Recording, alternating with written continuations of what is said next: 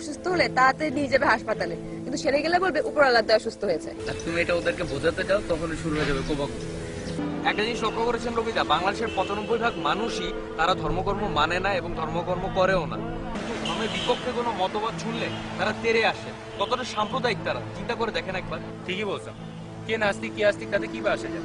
আমাদের মূল পরিচয়টা কিন্তু আমরা মানুষ।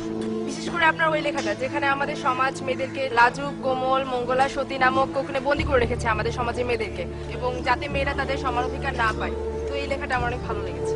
অস্ত্রের ভয় দেখিয়ে টাকা দেয় আর নরকের ভয় দেখিয়ে বিশ্বাস আদায়, তো এই দুটোই আসলে চিন্তার অন্তর্ভুক্ত। কথাটা নতুন করে ভাবতে শিখিয়েছে। আচ্ছা, আপনার ভয় করে না ধার্মিকদের কথা যদি সত্যি সত্যি হয়, সৃষ্টিকর্তা যদি সত্যি থেকে থাকে? আচ্ছা, আমি কিছুক্ষণের জন্য মেনে নিলাম যে সৃষ্টিকর্তা আছে, তো এখন ধার্মিকরা কি করে আমাকে বোঝাবেন যে কোনটা সঠিক সৃষ্টিকর্তা? কারণ প্রত্যেকের কাছে কিন্তু তার নিজ ধর্মের সৃষ্টিকর্তাই সঠিক।